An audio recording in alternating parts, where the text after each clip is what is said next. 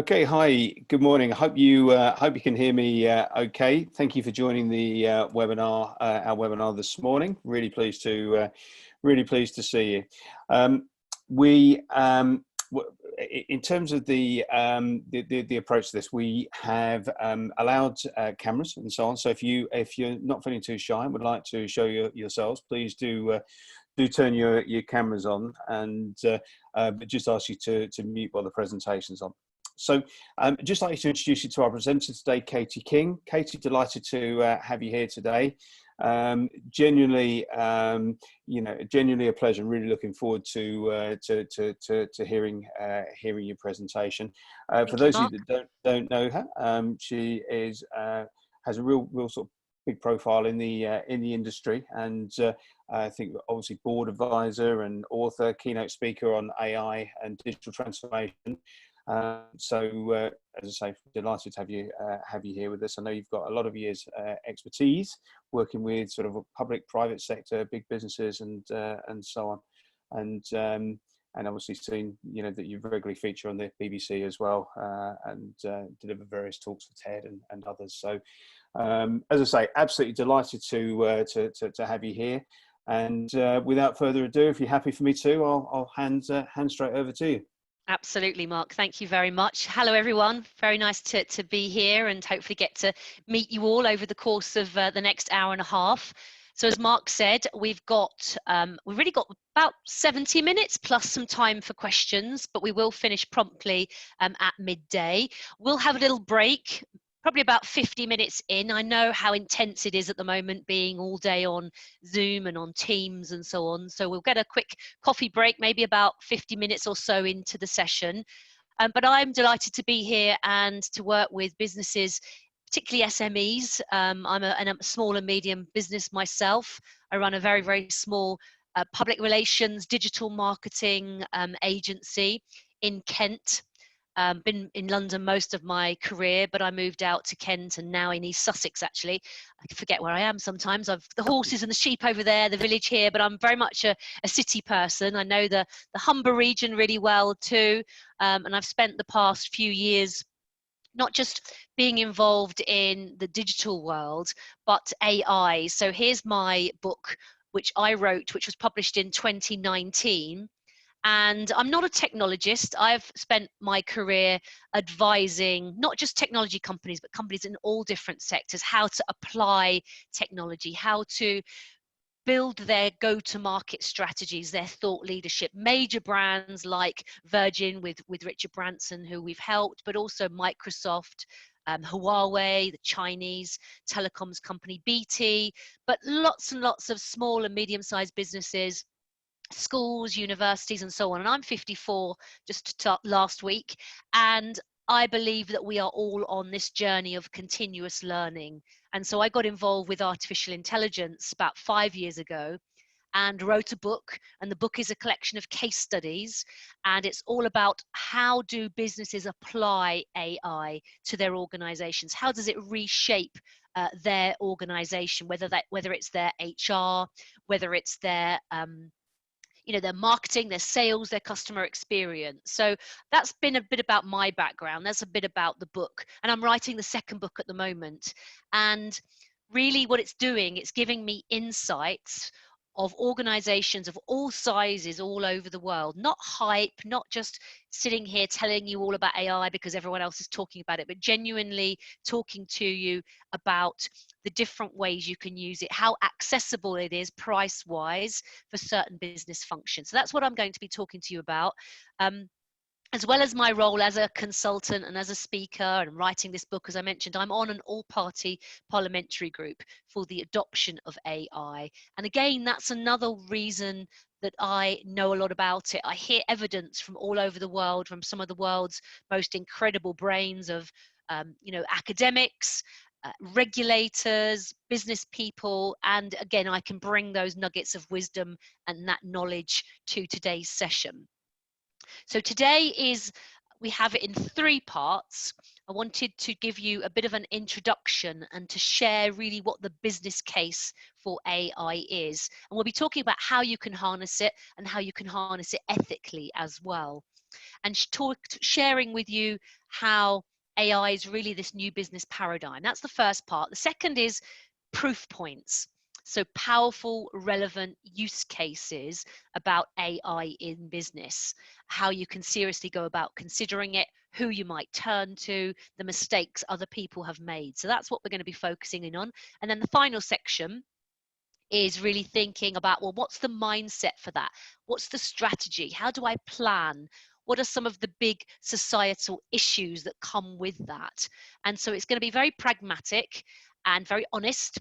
And you're going to be walking away at midday with a much clearer idea of what AI and machine learning and so on are, and how potentially you and others in your sector could or are already adopting it. So a bit of a template at the end as to how you could get started. And as Mark said, we'll have some time. I'll do a check-in after the mid-time break, and then at the end you'll have that chance to put your questions in, maybe even to go on video and ask them if you prefer to do that. So I always like to begin by being very clear what AI actually is. So let's define what we mean by AI. So we're really talking about a technology or a family of technologies that have been around since the 1950s. I'm sure you've heard of Alan Turing. Maybe some of you have watched Damien Cumberbatch in The Imitation Game. And so you'll be familiar with some of that technology maybe. But we're really talking about a family of technologies that can imitate intelligent human behavior.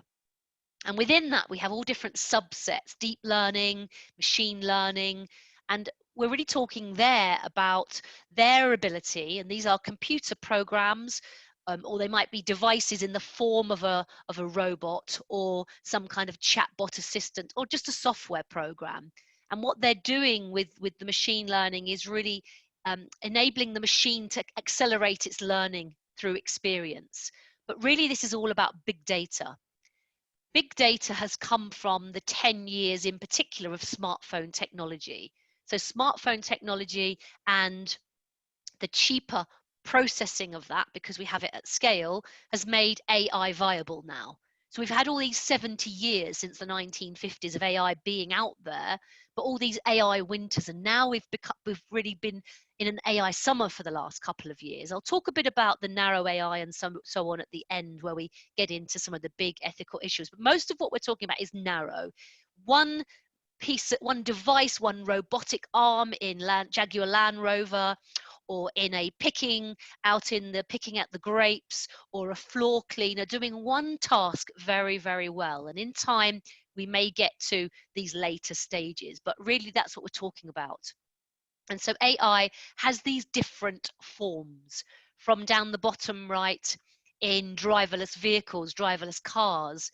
We've got computer vision, and it's really working alongside other fourth generation technologies like augmented reality, for example. And then take the interactive AI, things like chatbots, smart personal assistants, and so on. If you wouldn't mind just muting your microphones for me, that would be great. Thank you.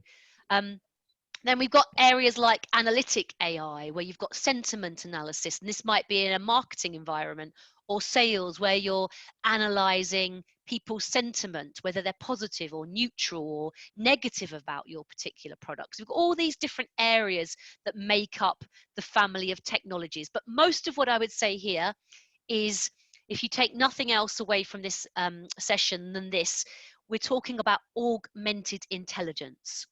You as a small jewelry business, or a law firm, or a major enterprise in IT, or a barrister or a medical doctor, you will have at your fingertips big data insights that will help you to personalize experiences, to have deeper knowledge about your customer or your client.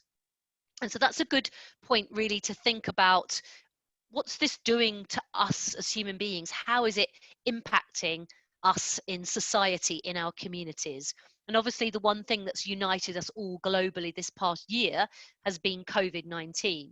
And I'm sure you've heard of when you hear Chris Whitty and many of the other medics in the briefing saying how incredible it is that the drug discovery has been shortened from 10 years down to less than a year. And AI is responsible for that. The ability of the machine to crunch huge volumes of that data and to generate insights and so on. So AI is really helping teach computers, to read these medical records and to really help all of us globally in the fight against it. Again, in our daily lives, we've got multiple different devices and tools that are out there. And here's one here, and this is the Uber Market app. And the head of this, this is a UK firm, and it's really a shopping app. And it's letting people pay via their phones, let them make lists, let them scan products for ingredients or information about things that are maybe going to give them an allergic reaction if they're, peanut allergy or something like that. And the quote that you can see there is he's saying, this is allowing us to track behavior patterns rather than track purchases. So the more you shop, the more the AI knows about the kinds of products that you like. So like it or not, and of course you can opt in, you can decide not to go for these apps, you can decide not to have an Alexa, you can decide not to use Siri, but you are seeing when we give consent, when we allow ourselves to use these devices, we give our consent, we're giving our data, but we're getting some benefit back. So it's really about personalization, the future of personalized healthcare, how we're going to shop in the future. And as I'll show you as we go through the examples, AI is giving us real insights for sales, for marketing, for HR, and it is all about big data insights about us. So I'm going to show you a quick video now about how AI is being rolled out across the country. So hopefully you will hear this.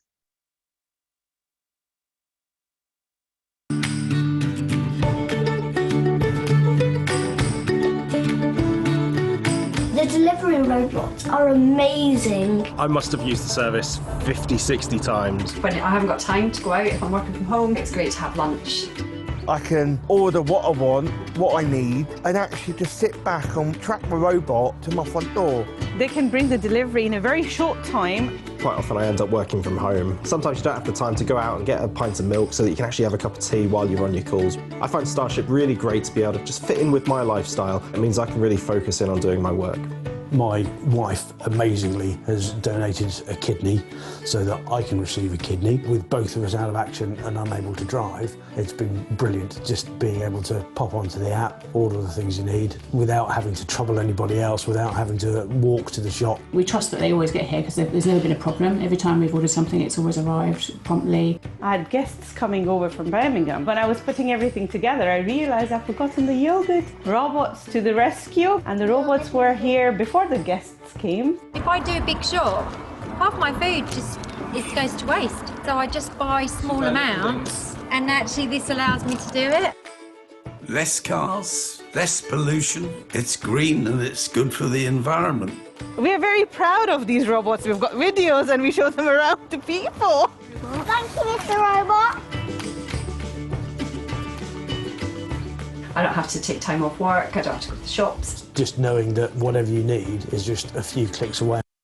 You get the idea. So I'll stop sharing that there and just go back to the slides there. So that's not over in America, in the other part of the world. That's actually happening here in the UK in Milton Keynes. So that's just an example of AI in a delivery grocery example. So let's look now, and I've moved away from thinking about it in our lives, in our societies. Let's look at it in terms of business. Your SMEs, you're going to be thinking about, well, potentially, how's this going to shape my sector? So I want to begin by looking at the Gartner hype cycle. There's one for 2020, but this one's a little bit more relevant for AI. So if you're not familiar with it, let me explain it briefly. What you have are technologies that become viable. Maybe it's a scientific or an engineering breakthrough, and they then have this, excuse me, this innovation trigger. Okay, so these technologies are on the runway, people are starting to talk about them, and then they reach this peak of inflated expectation. And we've been in that phase for AI now for a few years, I'd say a couple of years. So I wrote my book in 2018, it was published in 2019. And when I was writing it, people were being told by their managing directors, by their CEOs globally, just open up your shopping bag and buy some AI. We don't care what it looks like. We don't care what it does. Okay, so there was that kind of sense of, we've got to get in on this. And then what happens is people are doing it tactically and perhaps not really understanding what it is and why they're using it and how it might help them. So then they fall sometimes into the trough of disillusionment where it dips down. And you know, I've got good examples in my book of small banks and other organizations, and they didn't take notice of the what's in it for me for the staff. And some of them were using chatbots and robots quite early, and clients were interacting with them and finding them quite shallow and quite gimmicky. Now, I've experienced Pepper the robot at some of the exhibition floors in the UK, and you go up to it and you take a selfie, it all looks cool, and you ask it some questions and it replies with those that it's been programmed to answer. But beyond that, it's quite basic, and that was a couple of years ago. So sometimes you fall into this trough of disillusionment. And what you're seeing here in the various color charts down the bottom here, depending on the technology, is that it might be a good few years until it reaches that, what we call that plateau of productivity. And before then, people have got to be enlightened about it, and then it will get deployed at scale. Now, 2021, a lot of people are saying is the year when AI is going to be deployed at scale, because we've had a year, particularly with COVID. COVID has accelerated digitization. For companies to do AI, they need data. They need to be digital. And actually, you know, a lot of companies last year did in 6 weeks with their business continuity and getting up and running and so on, what they were planning to do in a year or so. So it's going to be a big year this year for the deployment of AI at scale. All of the pundits are saying the same thing. So you can see in this chart here from McKinsey, on the left-hand side and into the middle, those sectors that are falling behind or are kind of starting to catch up. And then on the far right, particularly in the top right, the sectors that are leading in their AI spending. And so they are sectors like banking and financial services, high tech and telecommunications, and then closely behind the automotive. And those that have been used to automating, and those that have got big data sets and they need those insights that come from the AI. So these are some of the sectors that are taking advantage of it. This is another really interesting chart, and look down the left-hand side, you might see your sector there, or maybe not, but let's take a couple of examples. So this is showing you in a sector like telecoms, how AI is being used in which business function. And so in telecoms, one of the biggest is service. And I've got a good example in my book of BT, and I know it's a big organization, but others are doing it too, where they are, and I've got all the snow behind me. You can't see it here because I've got a green screen, but they know they can predict weather patterns, and they can look at historical data. And they can say, right, snow, broadband lines are down, we need 10,000 engineers in our vans to go out and do the repairs. That's the kind of way in which they've up until now been using a tool like AI. So predictive analytics, big data, trends of the past, combined with predicting what the weather's going to be like and coming up with that data. Take another example. If we go one from the bottom to retail and then go across to the darker color, such as the blue, and the bigger number under retail is 52, excuse me, and that's in the marketing and sales. And that's a brand, maybe a hospitality organization like TGI Fridays, and a bank, who now can get very granular with their information about their customers. So somebody like me, they might have said previously, female, 40 to 55, and they might have had some kind of very generic, homogenous information about me. And that's what the banks in my book have said. You know, we used to be very homogenous, these big, broad categories. Now they can say, excuse me, by me giving my data and giving my consent for it, Katie comes into our restaurant or orders our takeaway on a Thursday evening. She orders ribs, but her daughter's a vegan, etc., etc., etc. This level of detail and granularity that some of you might think is horrific, but if you give your consent for that kind of information to be used, you will get some benefits. You will get a personalized experience. You will get personalized offers, personalized marketing and sales, and so on. And that's really what some of this is about. For others, it might be about the supply chain, and it might be about automating something that's very expensive and labor intensive. And of course, since the Industrial Revolution all those years ago, and now the new fourth industrial revolution of AI, we are automating tasks. We are doing what I call the 3 Ds, the dirty, the dull, and the dangerous. So the AI is doing some of those dirty, dull, dangerous tasks. And in years to come, we will look back and wonder why we did the things that we've been doing for the past 10 years when a tool can actually do it. It's not a big, scary, shiny robot coming in and taking our jobs.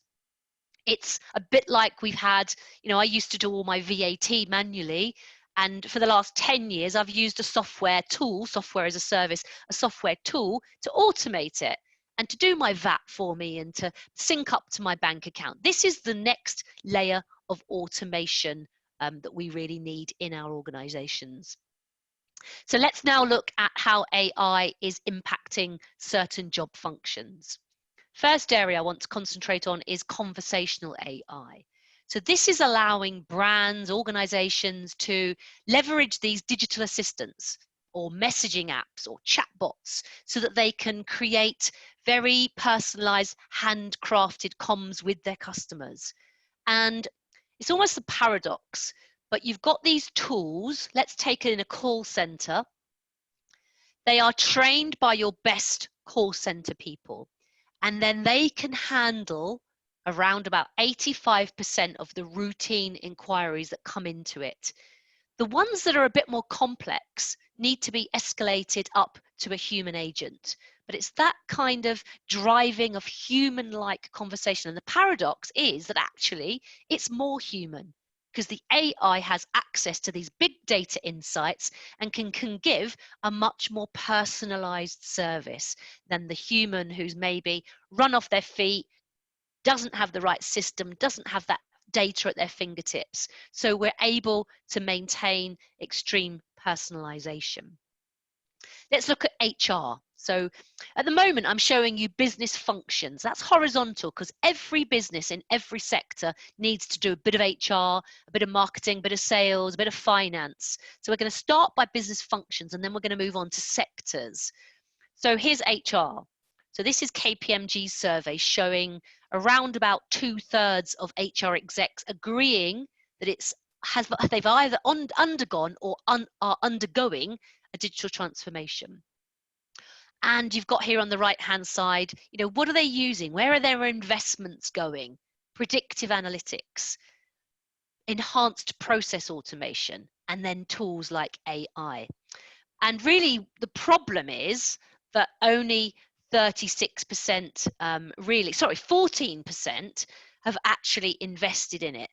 36% are, starting to, but they don't fully understand. They don't feel confident. So the bottom left, on the bottom left there, most HR execs recognize the need, 70%, but only a third, 37%, are feeling confident about it. They don't really fully know how to use it.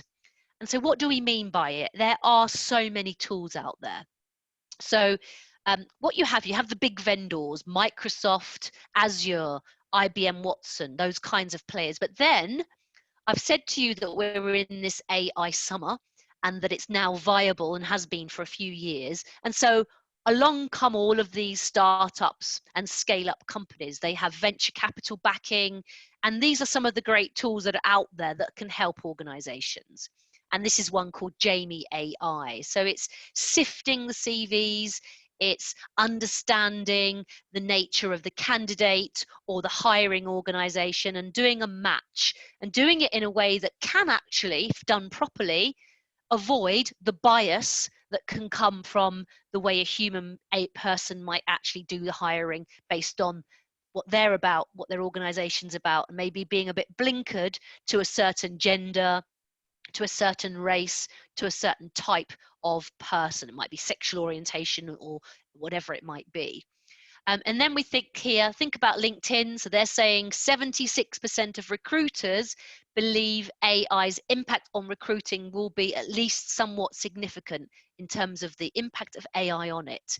So it's saving time, it's automating by sending personalized messages to, say, candidates who are in the pipeline for applying for a job with you.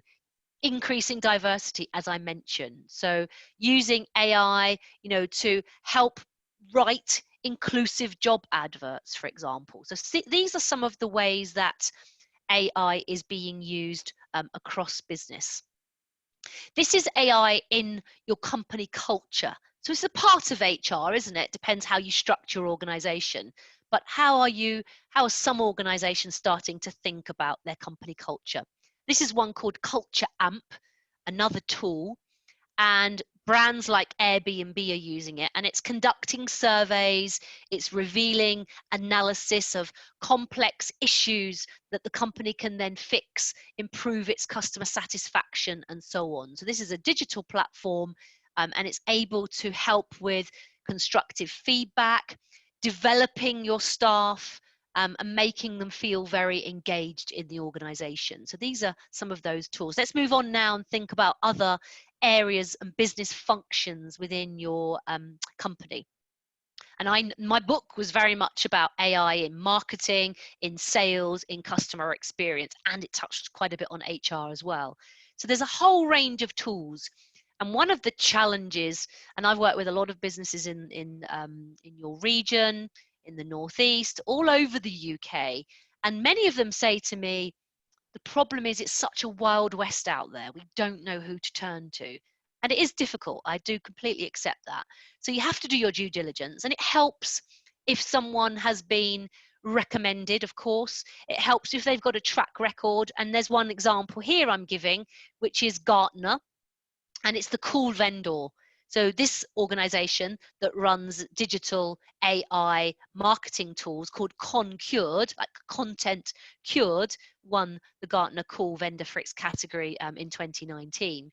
So it's using AI, big data insights, machine learning to take away the guesswork in your digital marketing, to validate your content, to help do competitive benchmarking, to think about your share of voice, to do an audit. So all of those sorts of areas that are sometimes a bit of an art and not a science. So it's taking away the guesswork from marketing and making it very specific. Similarly with sales. So this is a tool called People.ai, uses AI, integrates it in with your Salesforce, your your email, your calendars, Slack, project management tools like Slack, for example. And it's saying to your salespeople, this is what you need to focus on. This is the best segment of the market to go after. So it's helping you with a much more efficient go-to-market strategy. It's giving you insights. It's saying to you, okay, based on these insights, this is what we recommend. This is who you need to go and talk to. This is when you need to engage with them. So really powerful ability of a tool to help you sharpen up your sales and your marketing. I'm using this tool at the moment. So for my book, I am having dozens of 1-hour Zoom meetings, and I record those and I upload them into Otter AI, and it transcribes that 1-hour meeting from voice. It transcribes the voice into data. So it converts the voice to data and gives me a nice ready-made Word document. Now it's actually pretty accurate. When I tried to use a tool like this 2 or 3 years ago, it really was quite poor. But this is pretty accurate. Needs a bit of help here and there, but on the whole, this transcribing is fantastic. So this is about productivity. any organization being able to use a tool like this in a meeting, and there are others as well that I could mention too. So productivity is important. Let's look at public relations and editorial and thought leadership, all of these sorts of areas of branding and so on. And a very good tool here is Signal AI. And this is making sense of your content and helping you spot the right sources, make recommendations, and it's really flagging potential crises before they become a real problem, and helping the PR or the digital or the marketing team to really do things in a very automated way. And again, used by quite a number of organizations. So I'm going to show you another quick video now, and we'll hear from someone who's actually been using this particular tool. To the end of the day each week. My name is Benjamin Thiel-Long. I'm a director at Cognito, an integrated global PR, marketing and communications agency. I specialize in corporate and consumer PR, as well as stakeholder management and crisis and issues management. When I first encountered Signal 5 years ago, we were really struggling because other monitoring tools were missing a lot of the content, and so it just simply wasn't reliable. It was also really difficult and labor intensive for us to turn any media coverage into a meaningful report and data that we could present to the senior level management. As I have moved through agencies and other businesses, Signal has been a reliable partner because it's consistently stayed ahead of the curve of that. It is reliable in making sure that I'm always on top of the coverage and I don't have to chase people for it, but it's also continuously developed the way that the Signal AI platform works so that it is giving those meaningful metrics and insights so that I can constantly give value to a client and show value in the work that we do. That's, to me, a true partnership, and that's why it is a reliable tool for me and all of the team. Demonstrating meaningful metrics and KPIs of a media relations program has always been part of the dark art of PR. At Signal AI takes a lot of that out of the equation because it contextualizes the media coverage that you have. Hits for the sake of it is never going to impress a board or a C-suite, but actually understanding the value of why a particular media program was useful, how it leads to sales generation, how it leads to awareness, how it leads to brand value is all important. Being able to do that by understanding share of voice, how it works with competitors, what it meant in the whole landscape as a whole is really useful for that.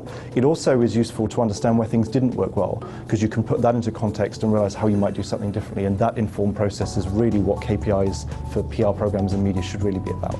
Having a platform like Signal AI is vitally important for what I do on a day-to-day basis, whether it's first thing in the morning, whether it's during the middle of an interview, or whether it's last thing at night. Stop that there, because you've got a good bit of a feel for what that is all about. So let's come back here. Okay, so that's a tool like Signal AI. And that's one of the clients actually talking about it. Let's move on and have a look at some other areas like chatbots. So this is the Amelia chatbot, and this is considered one of the leaders in what's called Conversational AI. And what she can do is analyze thousands of conversations in less than a second and say to the agent, these are the top 5 best responses that you need to consider. So she might be thinking about accessing the back end. She might be helping with sentiment understanding, helping with you with your net promoter score, and multilingual at the same time as well. So very, very useful in a call center sort of environment or any kind of environment with customers. This is another PR tool. This is Profit, like PR at the beginning of it, and it's using natural language processing, AI, machine learning to understand the behavior of a reporter in an editorial PR sort of environment, to predict what they're likely to be interested in, and therefore how you should pitch a story to them. So it's being used by quite a lot of PR teams so that they can adjust the way that they do their selling in of a particular story. This is another here, and it's using these technologies for media monitoring so that you can understand your competitors, you can look at journalist information, you can look at all of the comms around that. And there are many, many others as well. Karma has been around for many years, but it's now got AI built into it to do recommendations and so on, and a couple of others that I've mentioned there too. So that's a bit about AI in certain job functions. What I want to move on to now is AI in industry sectors, and we're going to sort of scoot around a number of different industry sectors, starting with local authorities. So here, this is Oxford University study showing where local governments are applying predictive analytics. So AI, a part of that is this predictive analytics. And you can see here some of the bigger areas around welfare, around transportation, housing, and so on. So it's good to see that our local authorities are starting to invest in these tools so that they can understand better what they need to consider. Looking at the beauty industry, again, this is back to my point earlier of personalization. This is very much about, you know, all kinds of different demographics, young people, not just women, but often it is women, and buying different tools, having different skin colors, tones, dryness, etc. And they can now use AI to offer them a very personalized experience. So again, I've got the last quick video, and it's just from a Facebook, just to give you a quick example of this here. So let's bring this up.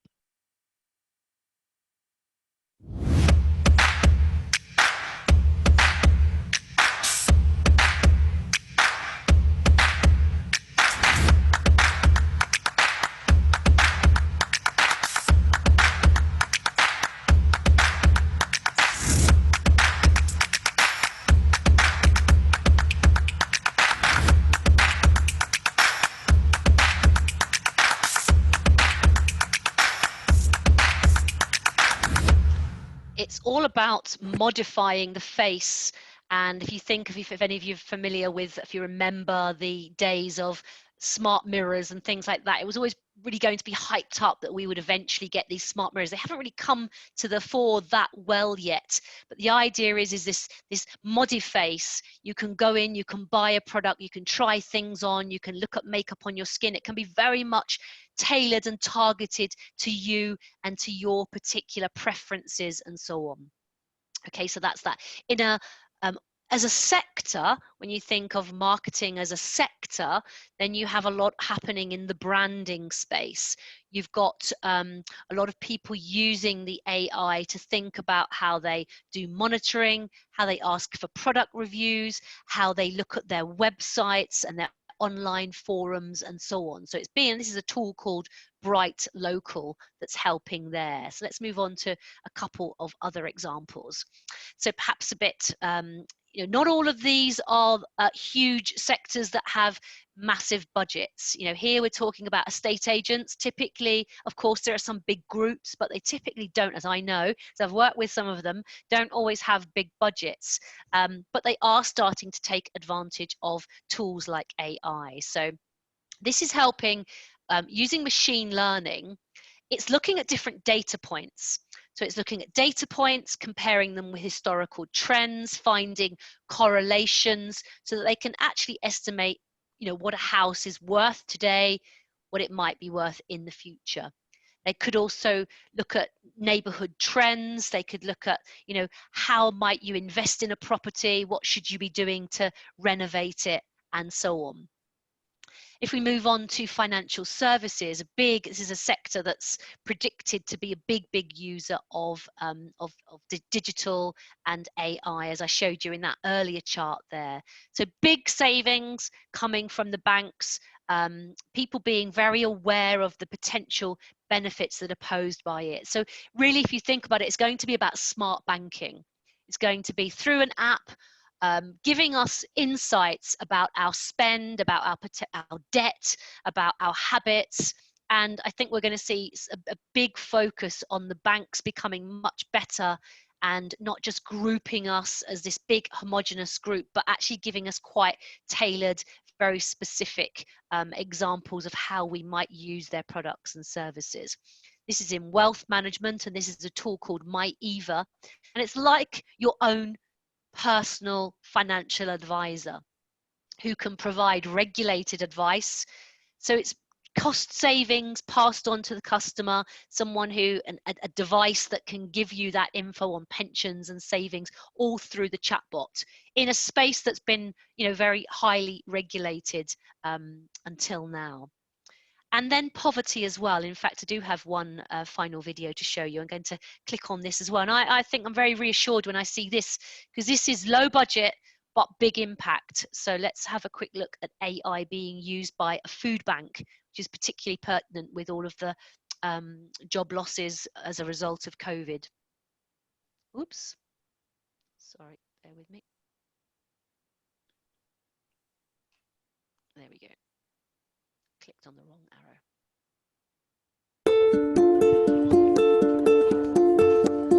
The Welcome Centre is a large independent food bank. We serve Huddersfield, which is in West Yorkshire, and the surrounding area. And we provide people in crisis with practical support, so food, toiletries, bedding, and we also provide an advocacy guidance and support service to help people move past their crisis.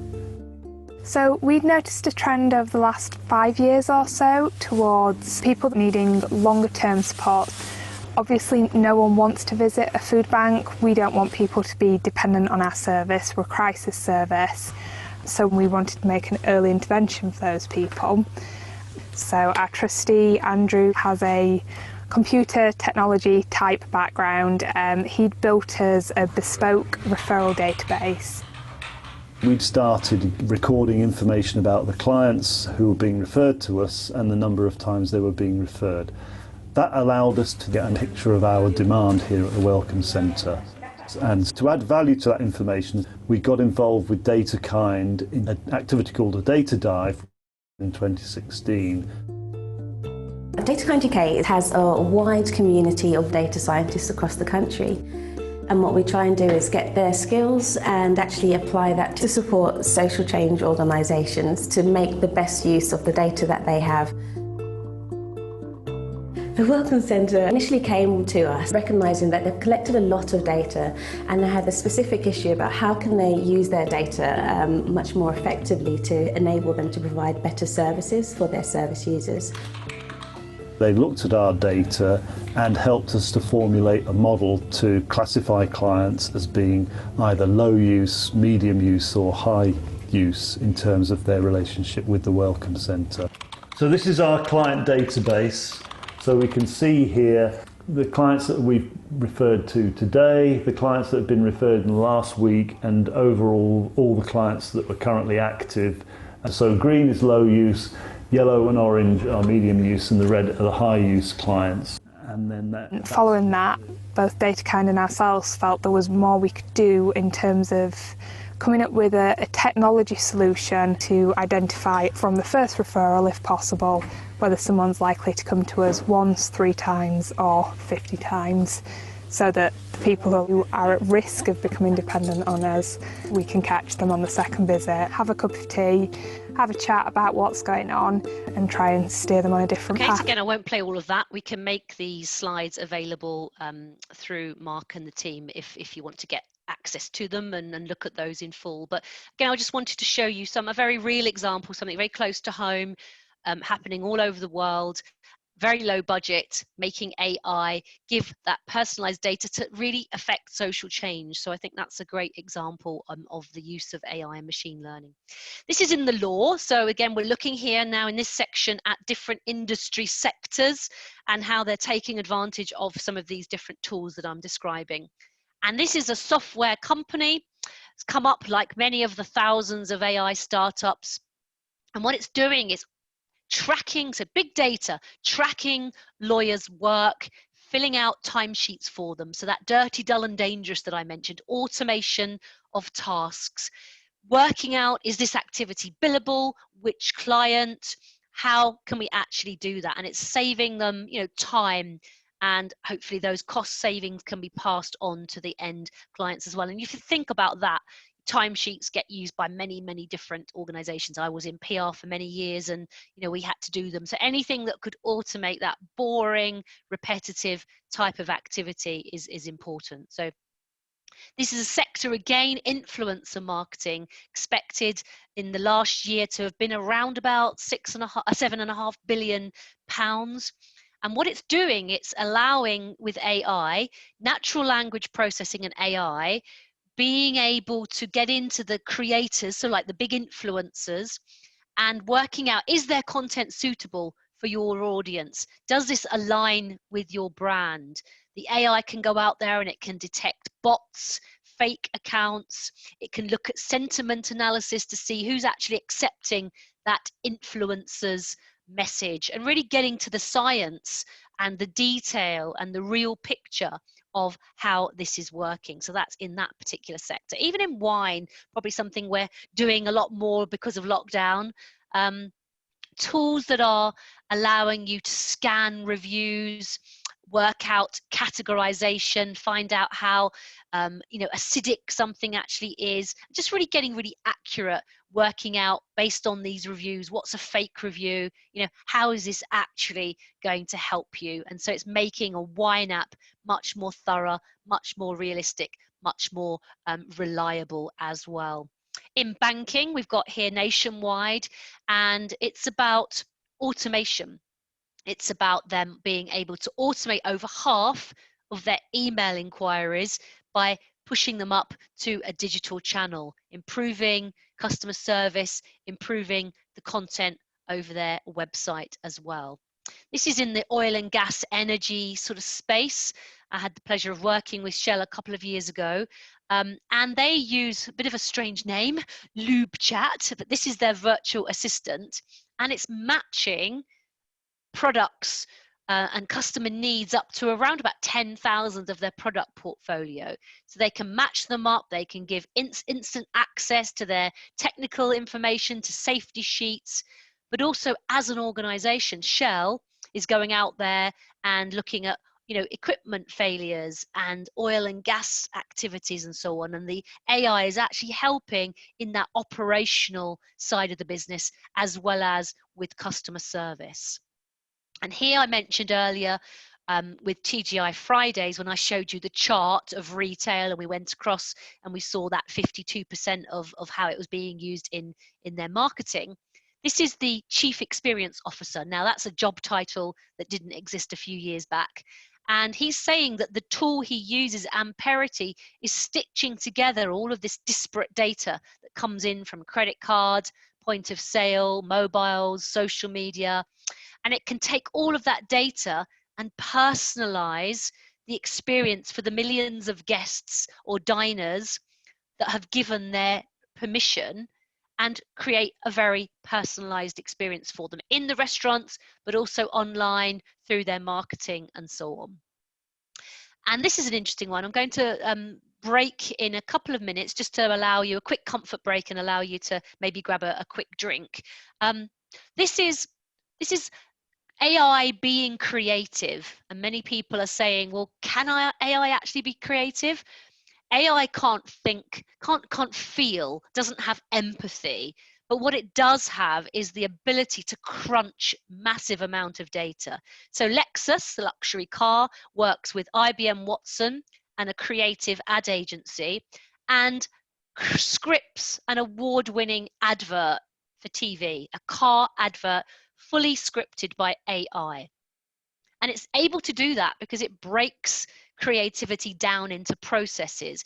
It understands 10 years of data of award-winning luxury adverts for award-winning luxury items. So it might be other luxury cars, other luxury goods. What were their adverts like that won awards? How did they position it? What mood did they create? What lighting did they use? What type of music? How was it positioned? And that was what they were able to do with the AI. So really cool example of it there. A couple more examples. Google Duplex. Google it if you can, go and check it out, but it's able to book, make reservations for you. Think of your in-home devices, a little bit like that, but this is the future. This is a tool where it's going to become, all of us having our own personal digital assistant, making bookings, doing it through voice activation, and so on. I'm personally really excited by that kind of activity. So for those of you that don't want a coffee or need a comfort break, have a look at this. So we're going to break just for about five or 6 minutes, enough time for you to boil the kettle and go to the toilet if you need to. Those of you that don't want to do that, have a think for the next 5 minutes about AI, and I want you to think about it not tactically but in a strategic way. How might AI help your business? So while the rest of us are grabbing a quick drink, I just want the rest of you to just think about the problems that AI might solve in your business. I'm going to put this back in a moment, but I'm just going to stop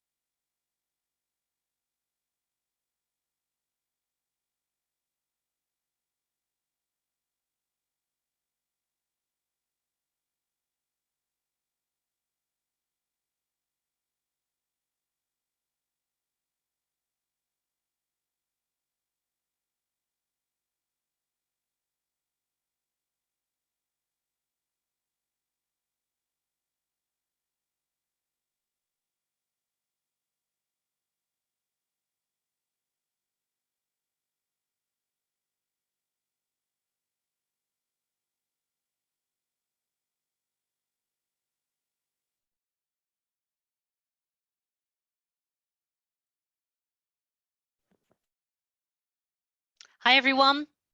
Hopefully that's enough time. We can get started in a moment or two. Is everyone back?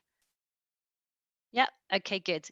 All right, I'll carry on. So hopefully you've had a chance to get a quick bit of refreshment. Let me share my screen again. And we'll carry on with the next section. So as I've said here before, right at the beginning, this is not about tactically jumping in and saying, you know, let's have a little badge that says we've got AI and we've got it on our website. This needs to be carefully considered. You need to be thinking about how can AI actually help your organization? Is your sector already taking advantage of it? Do you want to be an innovator in your sector? Are there certain tools that are very accessible price-wise that could help you with your marketing, for example? So it's not about wide-scale deployment of it. Okay, so a couple more examples here. In restaurants, this is a really nice example. So this is particularly with COVID in mind. So this is in Japan, but this is a small restaurant, and they are predicting, so again, that predictive analytics, predicting how many diners are going to be in the restaurant. So when we return, when hospitality returns, you know, what you want to try and do is have your productivity, not have masses of food loss, have quite accurate ability to say, right, we know how many people are likely to come in. So 95% accuracy based on weather, customer data, tourism data, and so on. They can predict up to 45 days in advance the numbers that are coming into their restaurants, which is again a good use of that big data activity. So who are some of the key vendors? I've mentioned a couple of them already. We've got obviously the Google platforms, we've got TensorFlow, Microsoft Azure, IBM Watson, and many others. But the ones that you probably would like to hear about, this is from 2018, and then my next slide is a 2019 look in one particular area. It's very hard to know where they are, where they gather. What you have to do is do your own homework on your sector and do a Boolean search and sort of understand what's happening in your sector. But this is data that looks at how AI is broken down in the UK. And I mentioned I'm on the all-party parliamentary group, and they have the secretariat that runs all of those events called the Big Innovation Centre, and they do analysis there. So you can see huge number of names. If we then zoom in to last year and look at marketing, who are some of the AI players in the marketing space here? And again, it's broken down into segments: chatbots, social media, website design, and you can see some of the names there that you can turn to. Or you go to a Gartner and you look at Gartner cool vendor for AI in finance and things like that. So these are some of the ways that you can start to decide, how do I work out who's who and where I should turn? This is not only Surrey University, many universities in the UK offer these innovation vouchers. And what it does is they work with SMEs, and they have their data scientists, normally PhD students, who will, with this grant, work with an SME. It might be £5,000, £10,000, and that pays for their time to help you develop an AI tool specifically created or utilized by your organization. So that's a really good tip for you to go away and explore whether you could take advantage of those kinds of grants. Now, the last section I want to talk about is how you get prepared, what the strategy needs to be, and some of the big issues, the big ethical issues that we need to consider. Okay, so some of you might already be coming up with barriers: cost, mindset, don't need it. So you need to think about, why might you put up these barriers? Or if you're now starting to get, you know, interested in this or excited by it, what might your management team say? And for some of you, there's going to be a reality check. And so I mentioned that bank in my book that decided to use it quite early, and it was a failure. And you know, the robot didn't help, staff weren't prepared for it, clients found it gimmicky. You can see here the quote, the fact that the robot Pepper here didn't deal with the unexpected created anxiety, people got bored, irritated, walked away, lost interest. That was a few years ago. But then the same company 2 years later actually used AI in their organization, and they used it to onboard their customers in record time, saving themselves a lot of money. So it's about iterations, learning from your mistakes. What you have here is the scorecard for success from my book. And the idea is you give yourself a score of 0 to 5 across 10 areas. So you have a maximum score of 50, and obviously a low score of anything from 0 to 20. If you score below 20, you are traditional in your approach. In the middle, you're transitioning, and 35 upwards, it's much more transformational. And so it helps you think about what's the mindset. We need to have the right mindset for AI, number one. Number two, we need the buy-in from the management team, the board. Number three, I've been saying this all the way through today's webinar, we need to create the business case. 4, we need proofs of concept, proofs of value, experimentation, which means number 5, we need to collaborate with other departments in our organization, maybe with our supply chain, maybe with local universities, partners, etc. Which means we need the right talent. We need to, number 6, invest in talent, reskill, hire the right people, or use the right tools. All of this is going to have an impact on our culture, and our culture needs to be the right kind of culture to embrace it. It's about innovation and agility and planning. You know, look what COVID's done. We weren't prepared for disruption like pandemics. We aren't prepared always for technology disrupting us the way it has done. So we need to be prepared for ongoing transformation and disruption, which means we need to be thinking about the bigger picture of ethics and job impact and explainability and so on. And then finally, have the roadmap, the plan in place to help us. So this might be a very short-term plan, and it will be probably part of your 3-5-year plan. But in the short term, you're saying, what are the new behaviors? What processes do we need to think about? Do we need to have a watching brief on our competition? Should I go away in month 2 and check out some of those tools that Katie mentioned? Number 4, month 4, do I need to do a proof of concept of how AI is going to be used in my marketing team? Those kinds of approaches as like a template for you to consider getting started with AI. So I wrote my book, and obviously I interviewed a lot of people. I hadn't seen this. This hadn't come out at the time, but this is from McKinsey, and it's showing that the high-performing companies that use AI have these things in common. And this really resonates with my scorecard. And it's saying things like, align AI strategy to your business goals, invest in the right talent, collaborate across business functions, and so on. So these are requirements for you to be successful in your AI deployment. And so let's think about, what does that mean for you? What's the impact going to be? This is from the World Economic Forum, predicting that in 4 or 5 years time, by 2025, huge number of the bottom half here, millions of jobs will decrease in demand because they will be automated and they will be less in demand. And there's a list of them there. However, the good news is that 97 million jobs will grow in demand. Some of them, of course, are about data science and data analytics and digital marketing and so on, but others are, Internet of Things and business development and so on. So there's this huge growth, sector like social media, sectors like all of these startups in AI have grown as a result of it.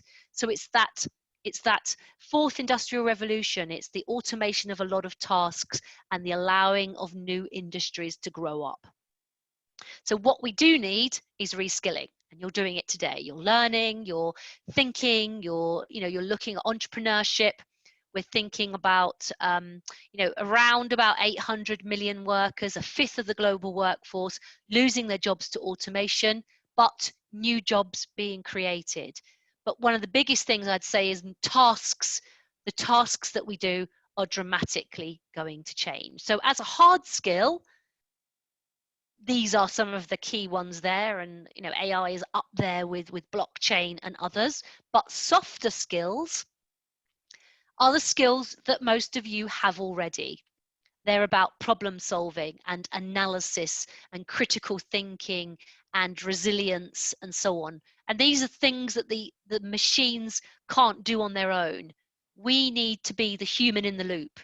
And we are going to be freed up from our mundane tasks and monotonous, boring tasks to do more of this. So again, this is important, thinking about yourself, whether you're in a job you love at the moment or a company you love, and where you want to be in the future. I had to reskill myself, and I'm doing it again with the second book to future-proof me at 54 for the next 5 or so years. And we can all do it. We can go on free courses, free sessions like this, and so on. But what is required is an openness to change. And you can see here, and this is very, this has been around for many years, the Kubler-Ross change curve. And think about COVID, how we all were in shock, we were in denial, we were frustrated, we were fed up and depressed. Then we started to get involved, do things a little bit differently, and so on. And it's that same curve here of really working through change and helping your colleagues and your organization to get aligned, to share knowledge, and to work through this period of transformation. Last few minutes here before we open up to some questions. What are the big issues? I'm sure you've read about a lot of them. One that I'm really reassured, this was a group coming together in June of last year so that they could form a partnership. And it's many of the OECD countries, Canada, UK, France, Germany, New Zealand, Mexico, saying that we've formed this group. We want to be supporting the responsible and the human-centric development of AI in accordance with human rights, freedoms, democracy, and so on. So this is good. These kinds of groups are coming together to help thinking about data governance, the future of work, the balance of innovation and regulation, which is a fine balance. Excuse me. So I came up last year and I ran a school project, all free. I pulled on board to this program some of these big organizations, and we ran a virtual program for schools, not private schools, not fee paying, comprehensive schools that had children, for example, who were deaf, visually impaired, and they had 6 hours learning about how AI was going to reshape the jobs they're going to do in the future. And so there is a big skills gap in education. So there's all sorts of things happening around education. Explainability and GDPR is important as well. It's about not having that black box and knowing why a decision has been made, for example, to not give somebody a bank loan or not give a black youth in a certain postcode in London a car insurance and things like that. We need to be able to explain the decisions, and there's a part of GDPR which is forcing us to actually do that. So that brings me, I said I'd speak for around about this period of time and have about 20 minutes at the end for questions. I hope you found it helpful. I hope that it spurred on some thoughts for you. And now we have an opportunity to take it through, and I'm going to stop sharing my screen now. I'll put the screen back on. This means I can see you here. But I'll let Mark jump back in now and give you the opportunity to ask any questions. And then Mark's got a few slides at the end to talk to you about some sessions coming up. Great stuff. Thanks very much, Katie. That was fascinating. And yeah, thanks very much for all the great examples. It's really brought the topic to life, I think. So that's been great, and some useful tools as well that people can start to use straight away, which is absolutely which is great. Yeah. So, thank you, Mark. Thanks for that. So yeah, very happy to open to any questions anybody may have. I've got a couple I'd like to ask you, but perhaps give others a chance first. If not, I'll dive in with the. Absolutely. And it might be a question, it might be an observation, it might be a piece of best practice or a tool you've used or a barrier. So all kinds of open forum. Equally, if you're feeling shy, don't feel shy. You can type it in, or you can go on video and ask it. It's entirely up to you. Absolutely. So I was just going to ask you, one was actually quite specific, actually. Question I was keen to ask was about the Otter AI application you use, and the transcription. Obviously, it transcribes from voice into sort of physical words. But just wonder if it goes further. Does it give you any sort of analysis and so on? And you might have said and might have missed it, but. No, it doesn't. No, not the tool I've used. There might be others that do, but no, it doesn't. It's a straightforward transcription with times, with who spoke. So I'm interviewing various people, Katie, this person, the time alongside it, and the actual text. But I bet there are tools. There probably are tools, Mark, that would do that. I would imagine a tool that does that says, here's the link to that all-party parliamentary group, or here's IBM Watson, and go and have a look at that. So I'm sure either there are or they're being created, but that's a straightforward, very cheap. Can't even remember. I think I paid $100 for the whole year to use it. Very accessible. But then there'll be other tools like Brandwatch and others that will do analysis, and will probably give you all sorts of tabs and links to things that's much more complex. And good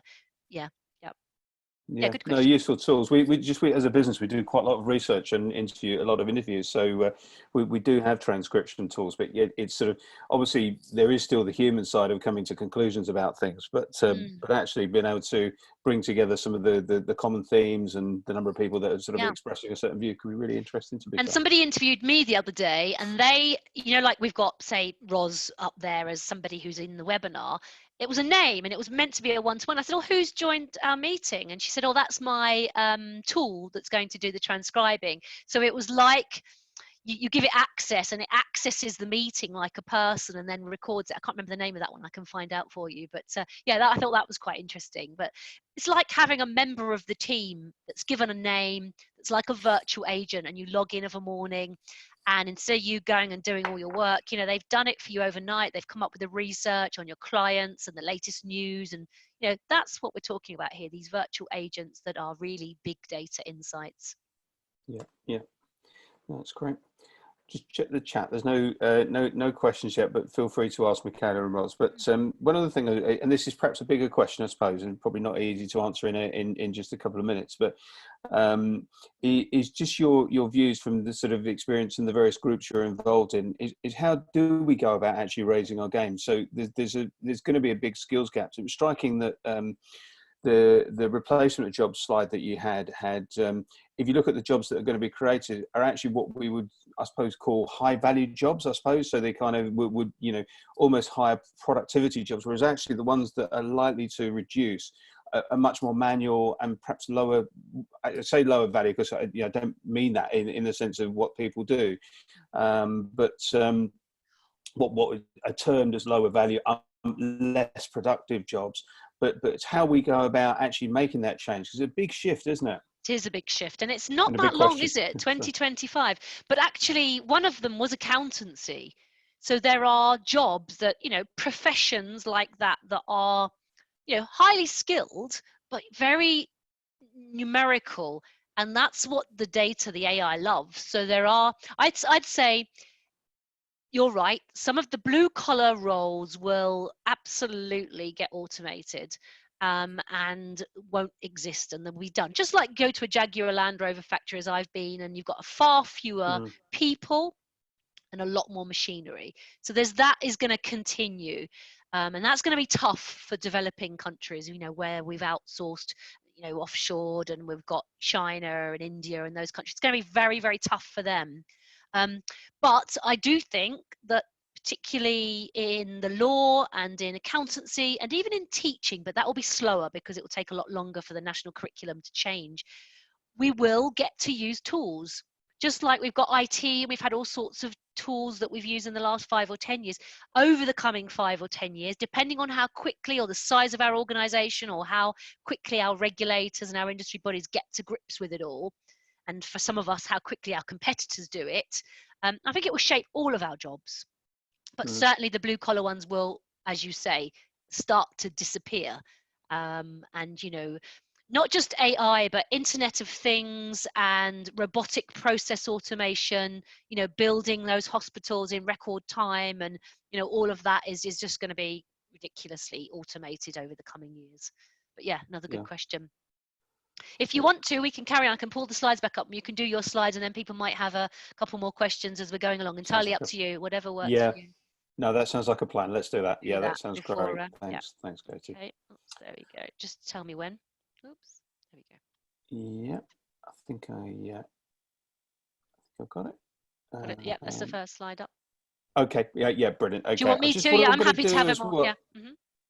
Yeah, if you don't mind, that would be brilliant. What I will do, just while I just share a bit of information, is just to ask for your feedback. Through a poll that I've just launched, please, Michaela and Roz, if just whilst you're listening, if you wouldn't mind completing and submitting, that would be much appreciated. So yeah, so fantastic. Thanks again, Katie. It's some really good insights, and really enjoyed that. And actually, Katie's presentation is part of a series of webinars that was originally going to be quite a lot of live events and webinars, but for obvious reasons, we've switched fully to webinars on different aspects of ICT. So we have a number of events running through to the end of March. There's a few examples there to over the next few weeks to take a look at. So if something there takes your fancy, please do do sign up and do join us again. And this actually sits alongside a program of support called Digital Catalyst. So yeah, one more please, Katie. So Digital Catalyst is designed as a support program for SMEs in the Humber region. I guess you'll be familiar with some of the with the sort of some of the rules perhaps, but it's basically support available for businesses with less than 250 employees and less than 50 million turnover, which is obviously the vast majority of businesses. But essentially, the aim is to help businesses in the Humber region to adopt technology more effectively, to become more productive, and to innovate and to grow. And we've looked at a particular area of technology, which is certainly a valid and possible area of support within the program. But it is very, very broad. We've pulled together a team of technology specialists covering various different disciplines around technology to provide one-to-one support at no cost to the businesses participating. And you can see there's a bit of an overview of the process. We'll do some initial review of the current digital maturity of your organisation, but then analyse that information, but in the context of where your business is and where it's intending to go. So, if we just look at the technology, then there's a danger that it's just sticking plasters, as it were, whereas the aim is to get a real understanding of where the organisation is moving. So then any advice around technology adoption can be in that context. And what our team will do is then help to pull together a bit of a digital roadmap and action plan for the future. Obviously, can't always do everything straight away, but will then help to identify suitable technologies, suitable applications that are going to have the greatest impact, but also the most cost effective to help your organisation to then create a plan for adopting that within to move forward, as it were. And it can range from various different things, from the sort of more emerging technologies as we've discussed today, but alongside other areas. It may be that cybersecurity is a particular issue. It could be the implementation of something like a CRM or cloud accounting, move to the cloud, as well as looking at where data can be used more effectively within the organisation, perhaps where artificial intelligence or augmented reality can help to improve either the processes of the business or potentially the value, the product or service that's being provided. Katie, would you mind moving forward one, please? Thanks. Yeah, and then obviously the implementation plan, and yeah, forward again, please. Okay, so yeah, in a nutshell, that's the overall service. So we do an initial maturity assessment, and then there's our support team will then help to implement the plan, help to develop a plan with you.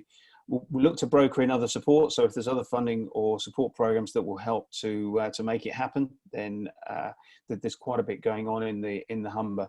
And lastly, we'll help to find suitable technology providers locally that can help to make it happen.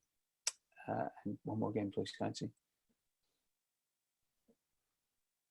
Okay, so yeah, in a nutshell, this is about identifying opportunities for development, but also help to deal with the pain. So which technologies can add most value to your business? It can feel like a bit of a minefield. So the intention is for our team to help you to cut through that, if you like, and find out what's most relevant to you, what offers greatest value for money, and will have the greatest impact.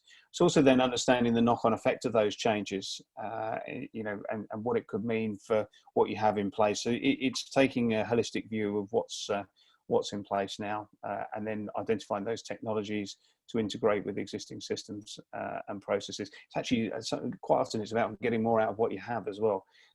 So often we have applications and tools that we only use a small percentage of what they can do. So it's looking at the opportunities there, and then of course in the longer term how to implement and manage the technology on an ongoing basis, but also on a continual development basis, because things do move pretty quickly. So making a change now and standing still probably isn't going to be good enough for the longer term. So it is about thinking about that continuous process of evaluating what you have and almost scanning what's out there and keeping a handle on what can help your business to move forward. So move one more, please, Katie. Thanks. Yeah, and this is just an example of some of the projects that would have involved. I think I've alluded to those to most of those already. So again, if you mind moving forward, please, Katie. So in a nutshell, this is what it's about: impartial one-to-one support. Our team don't have any particular allegiance to any technologies or vendors. It is, an impartial service to, and as I say, free of charge, to help find the right solutions for your business. And it's about having impact. So you can see there, just a summary of the areas where we're hoping to help: efficiency, so helping improve productivity, but it is also looking to assist with innovation, so developing new products and services, enhancing what you're offering to your customers, and generating more sales, but also attracting and retaining staff, and helping to keep you safe, keep you secure, and as I mentioned before, that brokerage. It's that hand-holding. I think it's having a sort of a friendly face, but also an expert to help get things started that can hand-hold to get you on the right track. And ultimately, it is about finding a shortcut to the right solutions and having a positive impact.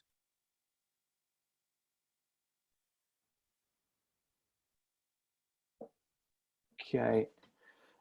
Lovely, thanks. And again, it probably repeat myself a little bit there, but it is about making a difference. So it is about increasing agility, driving growth. I mean, it sounds a little bit trite in the current circumstances, because I think businesses, depending on what sector you're in, what your circumstances are, some have had the challenge of how do you maintain your revenues, your income streams. How do you keep going? Whereas others actually, either through pivoting quickly into something new, or just by dint of what they do, have seen surges in demand. Still brings its own challenges and so on. So it's in terms of driving growth, in some cases it might be helping businesses to grow back to the levels they were at. For others, when their traditional demand returns and they've suddenly got these additional products and services and new income streams, it could be about managing that growth, of dealing with both. Because for some, it has been, presented opportunity. But yeah, it is about sort of in the long term staying safe. We did some work recently where, as an SME, you're more likely to get hacked than not. Was found out, which was a bit sobering. So that's sort of pretty key. Please do be in contact. There are team details. We actually this for this element of the program continues until the end of March, and we're almost fully subscribed. So if you are interested, please do contact us quickly. There is possibility this will be extended into next year, but if you're interested in getting that bespoke support, please do contact us now. Okay, and just a bit of information. So the programs sit under the Humber Business Growth Hub and the sub-brand Grow My SME. You can see the website there, growmysme.co.uk, and alongside the ICT, as we've called it, ICT, digital technology support and events. There's also a range of other support available. You can see their Business Scale Up. We sit under there, the Digital Catalyst, with supply chain network and various other support and services. There's a pretty sort of expert team of advisors that can provide some assistance, but they'll also broker in the specialist support to help your business to move forward. Thanks, Katie.